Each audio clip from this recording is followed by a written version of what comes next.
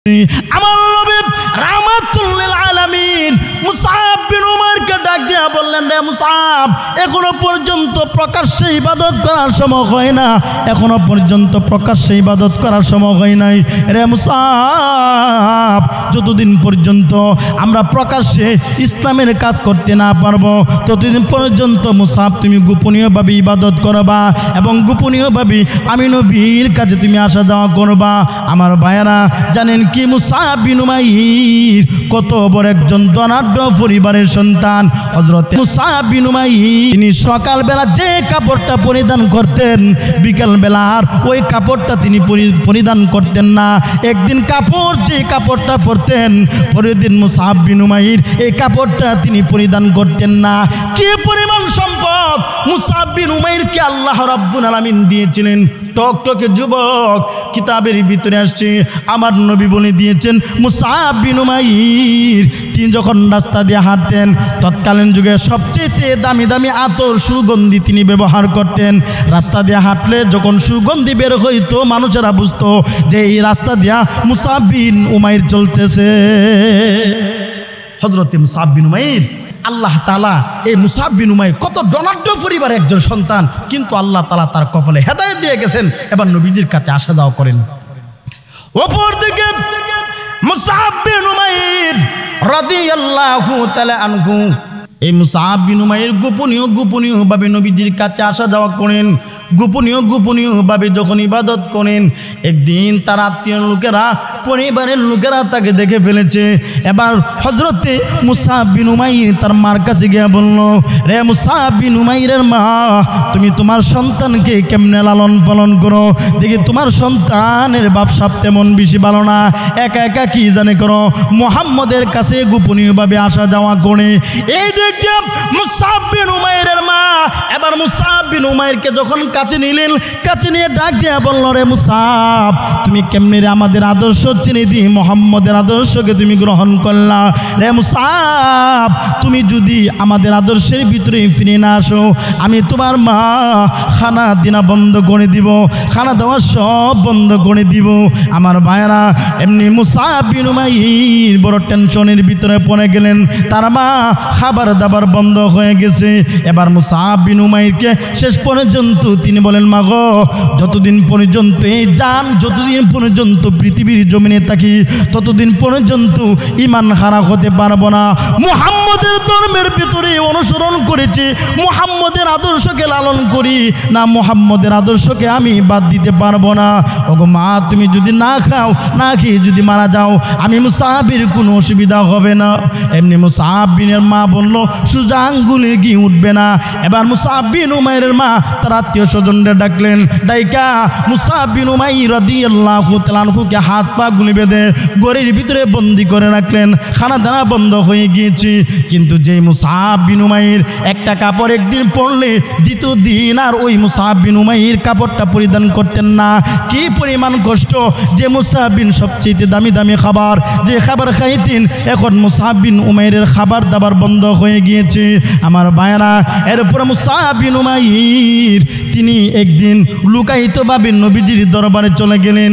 এবার নবীজি যখন আসা যাওয়া বন্ধ হয়ে গেছে, একদিন অনেকদিন পর মুসআব বিন উমাইর রাদিয়াল্লাহু তাআলা আনহু নবীজির কাছে গেলেন।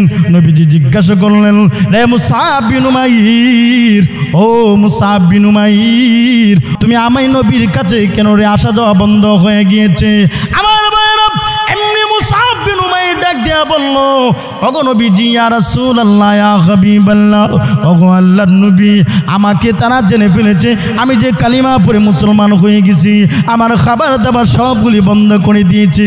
আমি লুকায়িতভাবে আপনি নবীর কাছে আমি মুসআব আগমন করেছি। আমার ভাইয়েরা, কিন্তু আল্লাহর নবী, বিশ্ব নবী যখন ওই যে উহুদের যুদ্ধ যখন অনুষ্ঠিত হয়েছিল, হযরতে মুসআব বিন উমাইর নবীজির সঙ্গে উহুদের প্রান্তরে চলে গেলেন।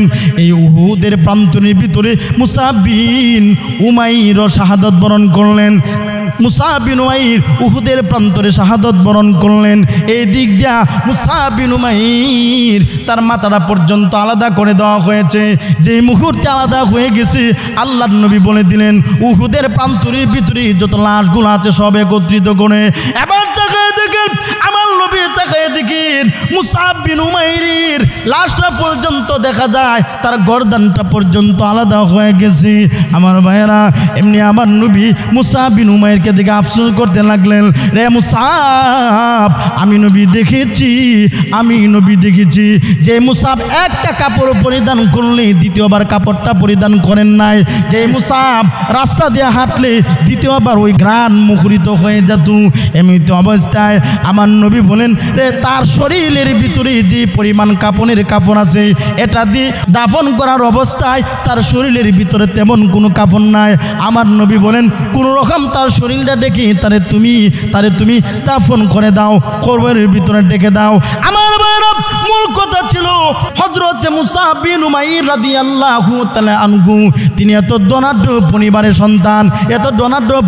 সন্তান, এত ধনী, কিন্তু এরপর ইসলামের জন্য সে বাড়ি ছেড়ে দিয়েছে, মা ছেড়ে দিয়েছে, শান শৌকত যা ছিল সবগুলি ছেড়ে দিয়েছে একমাত্র ইসলামের জন্য। আমার ভাইরা, আল্লাহর নবী বিশ্ব নবী রাহমাতুল লিল আলামিন নবীজি যখন 40 বছর হয়ে গেছে, এবার নবীজি 40 বছর হওয়ার পরে আল্লাহ রাব্বুল আলামিন এবার নবীজির উপরে আল্লাহ রাব্বুল আলামিন যখন ওহী নাজিল করলেন, আল্লাহ নবীজিকে যখন নবুয়ত দিয়ে দিলেন, এবার আল্লাহ জানায় দিলেন, ওগো নবীজি, আমি আল্লাহর একত্ববাদের দাওয়াত আপনি দিতে থাকেন। আমার ভাইয়েরা, এই মুহূর্তে আল্লাহর নবী বিশ্ব নবী রাহমাতুল লিল আলামিন আল্লাহর দ্বীনের দাওয়াত দিতে গিয়া আল্লাহর নবী কিতাবের ভিতরে লেখেন, নবীজি একটা পাহাড়ের উপরে উঠলেন। পাহাড়ের উপরে ওঠার পর এবার নবীজি সাল্লাল্লাহু আলাইহি ওয়াসাল্লাম এবার নবীজি সমস্ত কুরাইশবাসীদেরকে ডাকলেন, সবাইকে একসাথে হাজির করে বললেন, ও লোক সকলেরা, তোমরা কি আমি নবীকে বিশ্বাস করো? বলে, হে মুহাম্মদ, আমরা আপনাকে অবশ্যই বিশ্বাস করি। তাহলে আমি মুহাম্মদ যদি বলি পাহাড়ের অপর পাশে একদল ডাকাত আপনাদেরকে আক্রমণ করার জন্য বসে আছে, এই কথাটা কি বিশ্বাস করবেন? এমনি সমস্ত কুরাইশবাসীরা বলল, কলু বালা, সকলে বলল, হ্যাঁ মুহাম্মদ।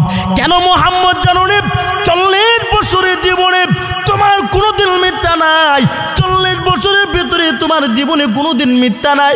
তুমি কোনোদিন একটা মিথ্যা কথা বলবে দূরের কথা, তুমি কোনোদিন মিথ্যার বাহানা পর্যন্ত ধরো নাই।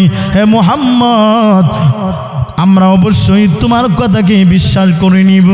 আমার ভাইয়েরা, এমনি আল্লাহর নবী বলেন, এবার আমি মুহাম্মদ যদি বলি, তোমরা সকলেই বলো লা ইলাহা ইল্লাল্লাহ, ইয়া আইয়ুহান নাস কুলু লা ইলাহা ইল্লাল্লাহ।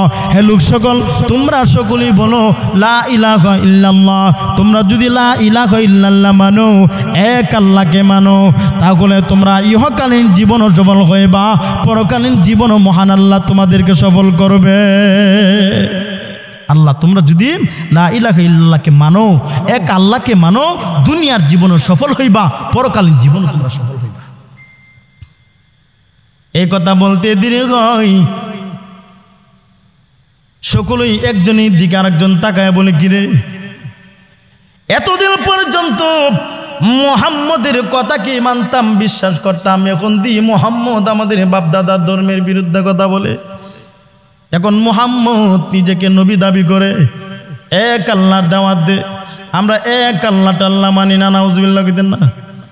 এমনি কাফেররা একজনের দিকে আরেকজন দেখায় বলে, কি রে, এতদিন পর্যন্ত কাকে আমরা আলামিন বলে ডেকেছি, কাকে আলামিন বলে উপাধি দিয়েছিলাম রে কাফেরের দলেরা, কিন্তু এরপর নবীজিকে, আল্লাহর নবী বিশ্ব নবীকে আবার বুঝতে চাইলেন না, নবীজিকে মানতে চাইলেন না।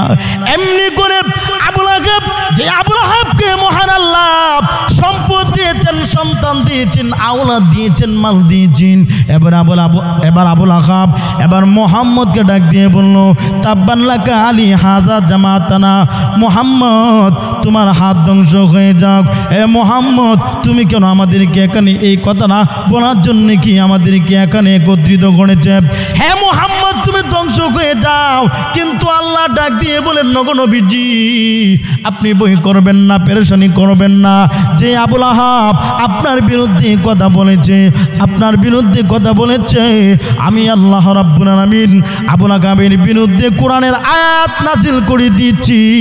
তাব্বাত ইয়াদা আবি লাহাবি ওয়া তাব মা আগনা আনহু মালুহু ওয়া মা কাসাব সায়াসলা নারান যাতা লাহাবি ওয়া ইমরাআতুহু হাম্মালাতাল হাতাব ফি জিদিহা হাবলুম মিন মাসাদ। আল্লাহ আবুল আহাবের আমাদের রসুলের বিরুদ্ধে আবুল আহাব বদ্ধ করছে। আল্লাহ আবুল আহাবের বিরুদ্ধে সূরাতুল লাহাব একটা সূরা আল্লাহ নাযিল করে দিয়েছে।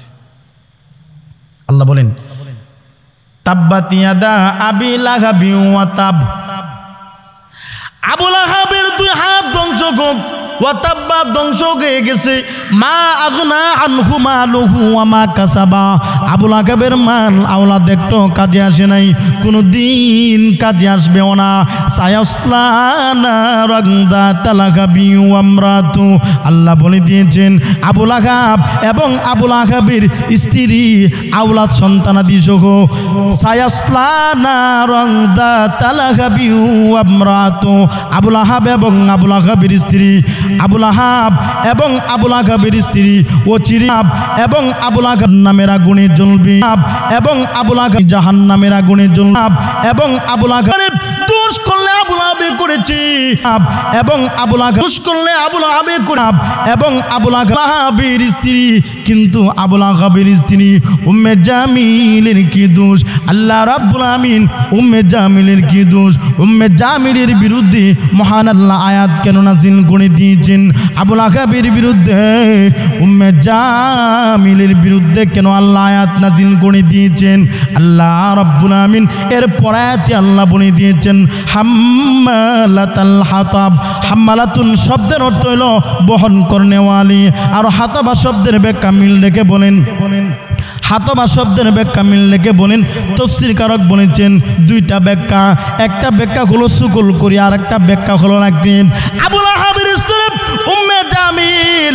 এবার মক্কা নগরীর ভিতরে যত মানুষ ছিল সমস্ত মানুষেরা যখন দিন শিকারের জন্য চলে যায়, দিন বুঝার জন্য যখন চলে যায়, এমনি আবুল আহাবের স্ত্রী উম্মে জামিল রাস্তার ভিতরে লাকড়ি দিয়ে রাখে, লাকড়ি দিয়ে আটকিয়ে দেয় মানুষকে, যাতে করে নবীজির দরবারে আসতে না পারে। দুই নম্বর ব্যাখ্যা হলো আল্লাহ বলে দিয়েছেন, তাফসীর কারক বলে দিয়েছেন, তাফসীর কারক বলে দিয়েছেন এবার আবুল আহাবের স্ত্রী উম্মে জামিল মানুষের কাছে পায়ে হেঁটে হেঁটে গিয়ে বলে, তোমরা কারা গো? কে মুহাম্মদের কথাকে বিশ্বাস করো না? মুহাম্মদের কথাকে বিশ্বাস করা যাবে না, কারণ মুহাম্মদ আমার বাতিজা এবং আমার আপন ভাই। আমি মুহাম্মদ সম্পর্কে ভালো করে জানি, আমি মুহাম্মদ সম্পর্কে ভালো করে জানি। মুহাম্মদ পাগল হয়ে গেছে, মুহাম্মদ আমাদের বাপদাদার ধর্মের বিরুদ্ধে কথা বলে। এমনি আমার নবী মুনাজাত করে ডাক দিয়ে বললেন, প্রভু গো, ও প্রভু, আমার আপন শাশি এবং আমার আপন লোকগুলা যদি এইভাবে অপপ্রচার করে আমি দাওয়াতের কাজ কেমনে করব? এমনি আল্লাহ ডাক দিয়ে বললেন, ও নবীজি, ভয়ের কোনো কারণ নাই, টেনশনের কোনো কারণ নাই। আপনার বিরুদ্ধে যারা উস্কানি দিবে এবং আপনার বিরুদ্ধে যারা কথা বলবে, আমি আল্লাহ এদের দিল অটোমেটিক ঘুরায় দিব, তারা আপনার সামনে হাজির হয়ে যাবে।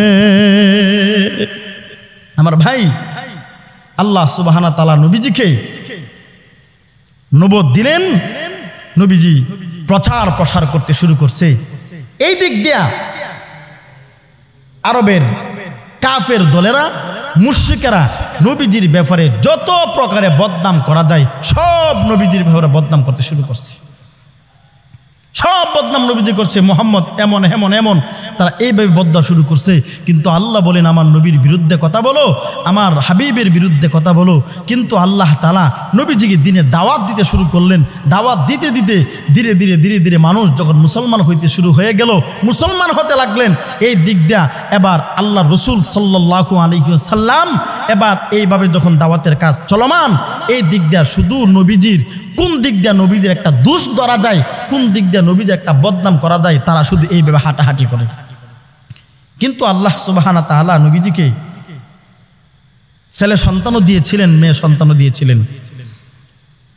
আল্লাহ তাআলা কারণ বশতে আল্লাহ সুবহানাহু ওয়া তাআলা ছেলে সন্তানদেরকে দুনিয়া থেকে উঠায় নিয়ে গেলেন। ছেলে সন্তানদেরকে দুনিয়া থেকে উঠায় নিয়ে গেলেন, আর মেয়ে সন্তানদেরকে আল্লাহ দুনিয়াতে রাখলেন। কাফেররা কো কিরে মুহাম্মদের বংশ কে ধরে রাখবো, মুহাম্মদের কোনো ছেলে নাই। দেখছো কোন মুহাম্মদের কথা তোমরা শুনো, মুহাম্মদের বংশ কে ধরে রাখবে। নবীজিকে বিভিন্ন হাতকড়া বলে, আবু তার বলে গালি দেয়, কিন্তু নবীজির ভিতরে বড় কষ্ট। তাই কেন আল্লাহ তাআলা নবীর সন্তানদেরকে নিয়ে গেলেন? কারণ আল্লাহ তাআলা যত নবী রাসূল পাঠাইছেন, কোন নবীর সন্তান নিজেও নবী, তার সন্তানকে আল্লাহ নবী বানাইছেন। যেমন ইব্রাহিম আলাইহিস সালাতু ওয়াস সালামের দুই সন্তান, ইব্রাহিম নবী নিজেও নবী, তার সন্তান ইসমাঈলও নবী, তার সন্তান ইসহাক আলাইহিস সালাতু ওয়াস সালাম নবী।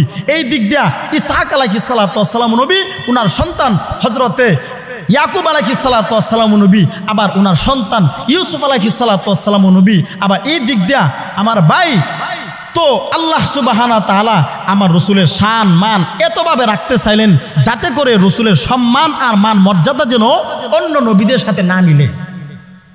কারণ আমার নবীর এক কথা হইল এটা যে আমার রসুল সাল্লাল্লাহু আলাইহি ওয়াসাল্লামের সম্মান যেন অন্য নবীদের সাথে কোনো তুলনা না হয়। তো অন্য নবীদেরও সন্তান নবী আছে, আমাদের নবীরও সন্তান নবী আছে, তাহলে মর্যাদার দিক দিয়ে তো সমান হয়ে গেল।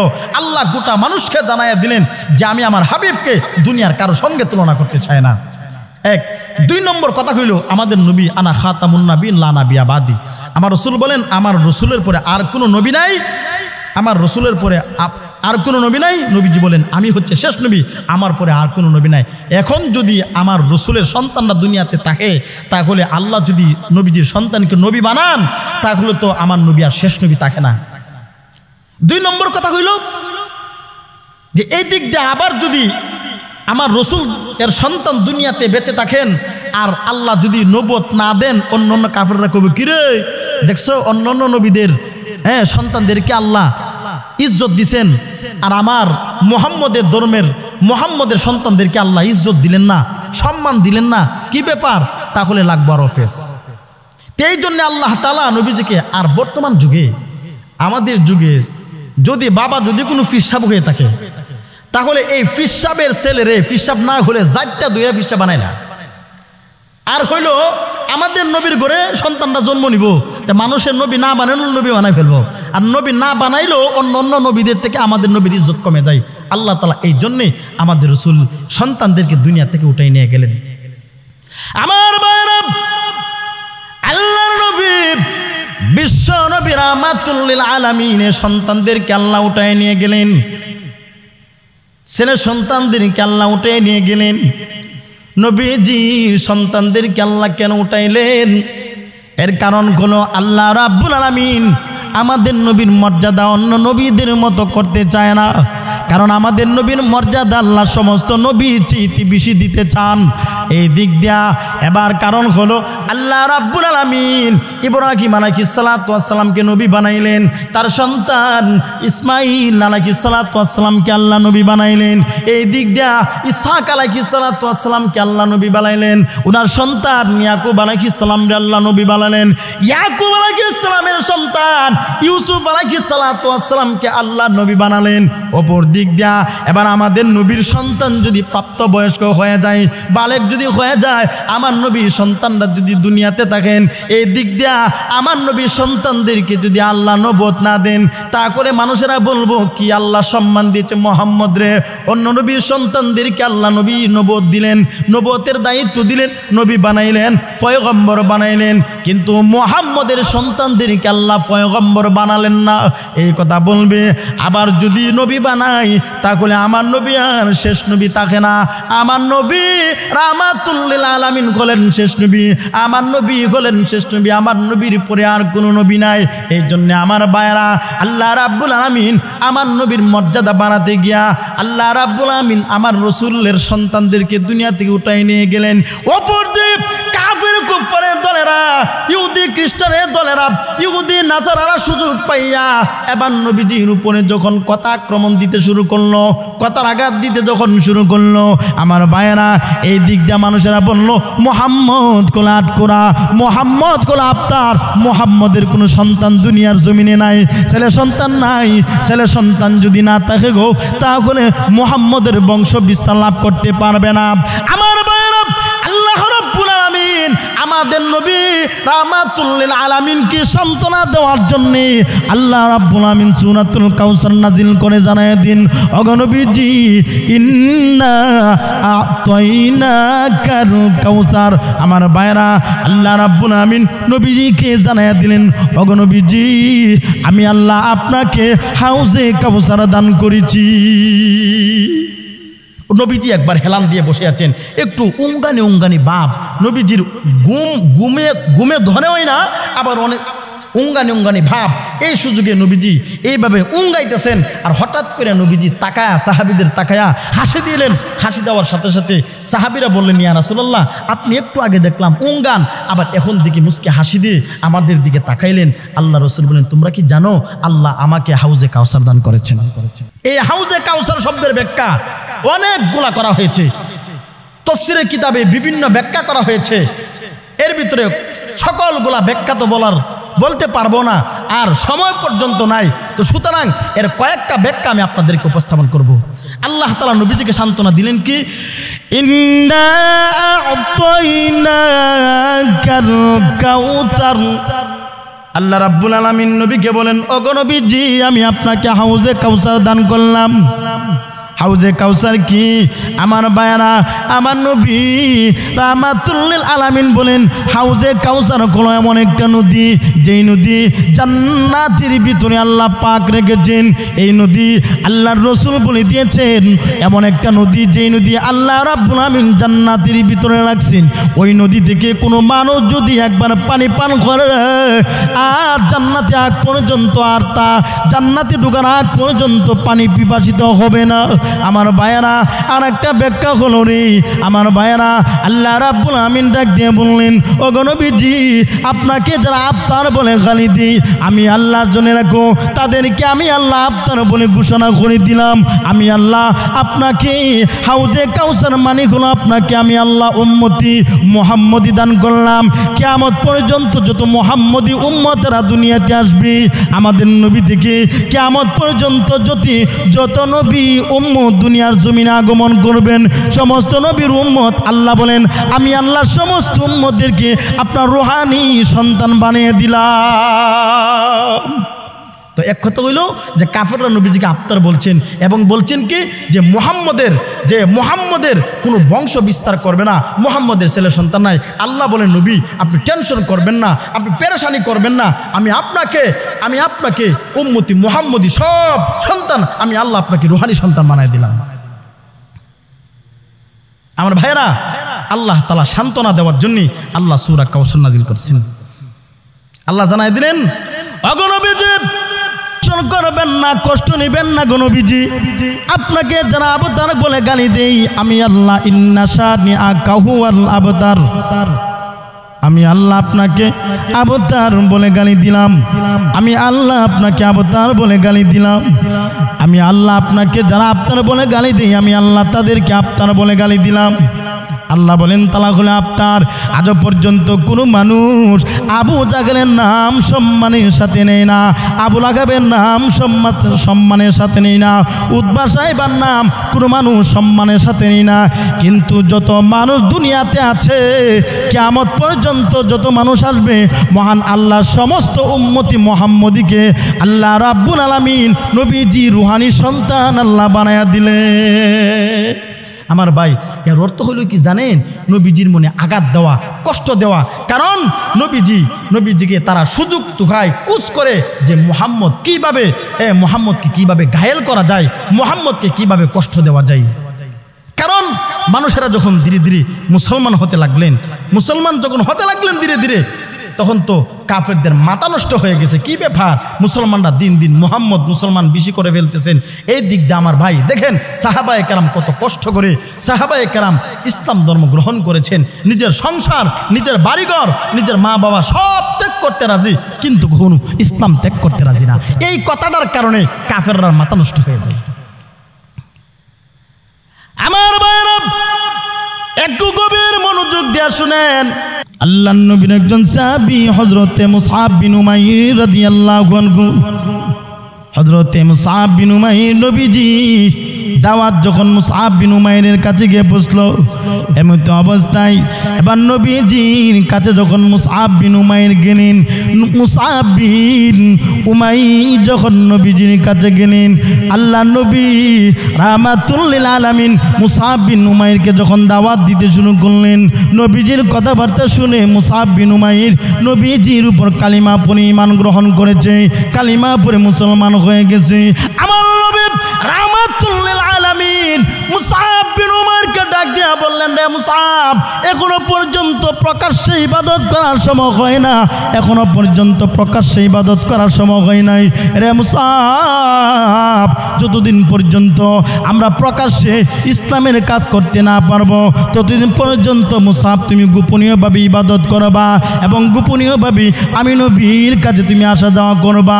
আমার ভাইয়েরা জানেন কি, মুসআব বিন উমাইর কত বড় একজন ধনাঢ্য পরিবারের সন্তান। হযরতে মুসআব বিন উমাইর তিনি সকালবেলা যে কাপড়টা পরিধান করতেন, বিকালবেলা আর ওই কাপড়টা তিনি পরিধান করতেন না।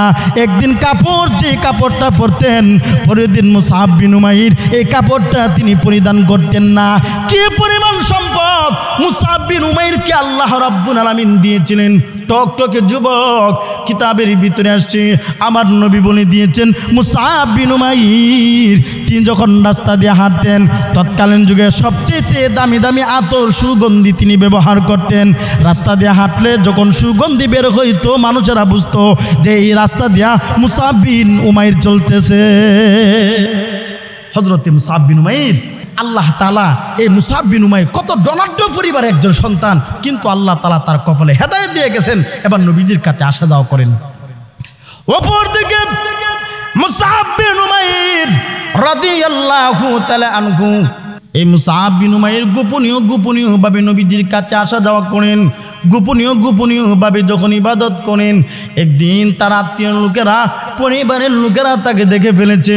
এবার হযরতে মুসআব বিন উমাইর তার মার কাছে গিয়ে বলল, রে মুসআব বিন উমাইরের মা, তুমি তোমার সন্তানকে কেমনে লালন পালন করো?